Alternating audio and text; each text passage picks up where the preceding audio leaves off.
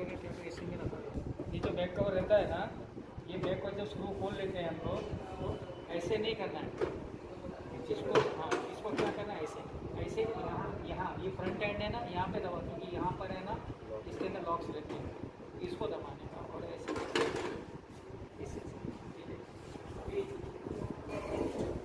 अभी इसमें क्या है कि इसके अंदर यहाँ पर इस सेक्शन में स्पार्किंग हो रही है।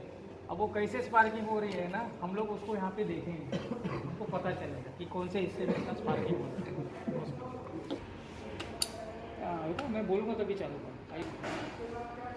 रेडी है ना?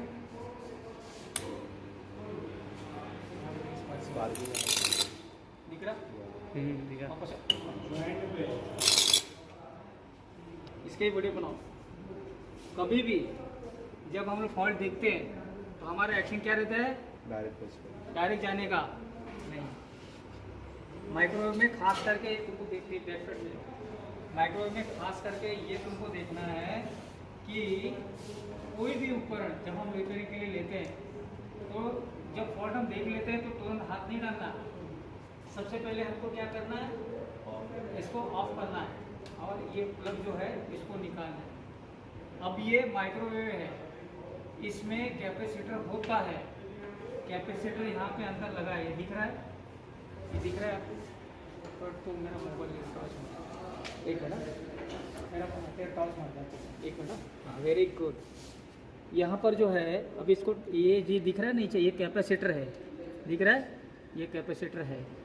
ये कैपेसिटर क्या है रहता है? चार्ज रहता है। अभी मतलब क्या है कि अभी चार्ज हमने निकाला तो इसमें चार्ज बचा रहेगा। अब इसको डायरेक्टली हाथ में नहीं लगाना। क्या करना मैं बताता हूँ। जैसे हम कैपेसिटर को डिस्चार्ज करते हैं, ऐसे सबसे पहले तो क्या करना है, देखो मैंने इसके दोनों टर्मिनल को इस तरह से पहले शॉर्ट करूँगा। अभी इसमें कोई चार्ज आ रहा है क्या? नहीं, मतलब ये डिस्चार्ज हो गया। अभी हाथ लगाना सेफ है, हम हाथ लगा सकते हैं। अब भी सेफ हुआ। तो पहले स्टेप में मैंने क्या बताया कि जब हम फॉल्ट देख लेते हैं हम तुरंत हाथ नहीं डालना। और माइक्रोवेव में खास करके याद रखना, माइक्रोवेव और टीवी पुराने वाले, इसके अंदर कैपेसिटर हुआ करते थे। वो पावर जाने के बाद ये चार्ज लेते थे। अब बहुत सारे इलेक्ट्रॉनिक टेक्नीशियन को शॉक लग चुके, मर गए। अब इसमें जो है ना वोल्टेज जो होती है वो 1000-2000 वोल्ट से ज़्यादा रहती है। तो सोचो कि कितना अगर शॉक लगेगा तो हाथ पैरलेस हो जाएगा। यानी हम लोग क्या इलेक्ट्रिकल का काम करते हैं तो हमको हर कदम पे धीरे धीरे काम करना है। इसमें ये हिस्से, अभी मैं पार्ट्स बताता हूँ। इसमें इसमें ये जो माइक्रोवेव है इसमें पार्ट्स कौन कौन से हैं? सबसे इम्पोर्टेंट पार्ट होता है इसमें लगा हुआ ट्रांसफार्मर। अब ये जो ट्रांसफार्मर है ये स्टेप अप ट्रांसफार्मर है। कौन सा? स्टेप अप, यानी वोल्टेज बढ़ाने वाला है। दूसरी बात, ये ट्रांसफार्मर जो है ये वोल्टेज बढ़ाकर किसे देगा? यहाँ पर जो ये चीज़ लगा हुआ है इसको कहते हैं मैग्नेट्रॉन। क्या कहते हैं? मैग्नेट्रॉन। ये मैग्नेट्रॉन का काम क्या है कि इसके अंदर से जो भी वोल्टेज आएगी हाई वोल्टेज, इसमें से ये माइक्रोवेव्स तैयार करता है, तरंगे।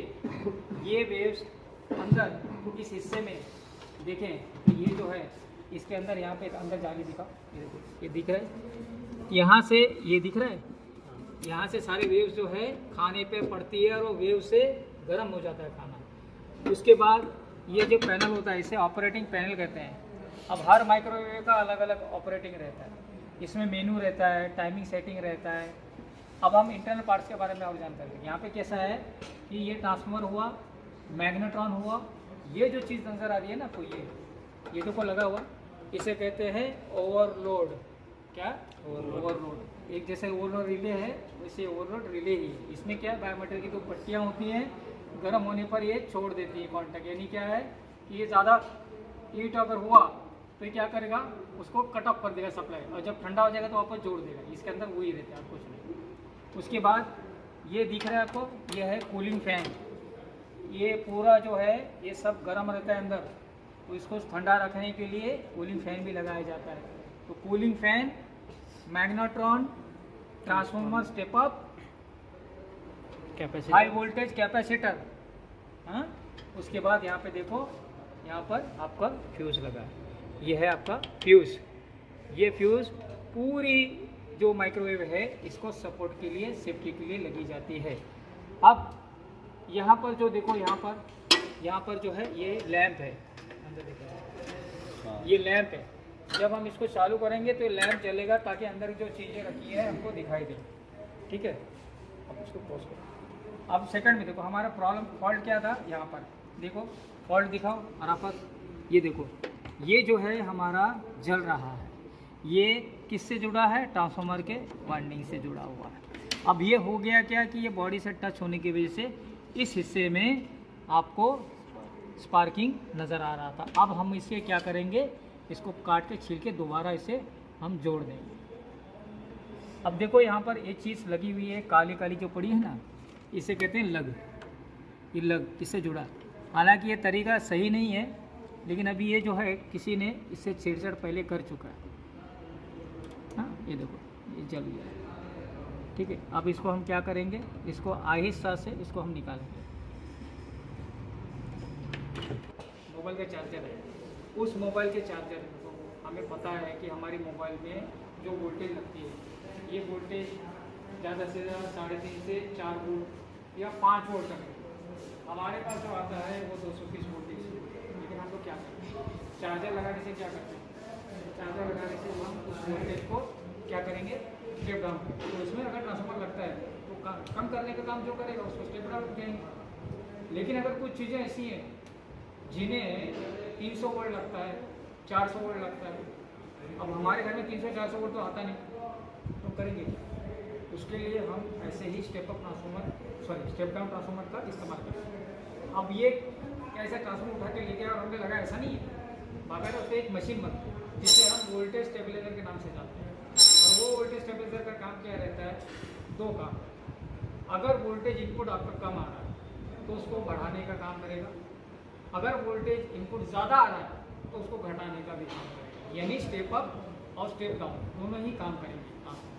तो इस तरह से हम जिस चीज़ में उसका एप्लीकेशन किया गया, जिस चीज़ में उसका इस्तेमाल किया गया, उसका वर्किंग समझने पे हमको समझ में आ जाएगा कि उसमें वोल्टेज स्टेप अप करने वाला ट्रांसफार्मर है या स्टेप डाउन करने वाला, ऐसा समझ। ठीक है, अभी ये लग जो है हम इसमें दोबारा सही तरीके से अच्छे से इसे क्रिम्पिंग करके लगाएंगे दोबारा। एक्चुअली पता है इसके बीच में एक फ्यूज़ रहता है, पता है तुमको ये तार क्यों लगाया था, ये तार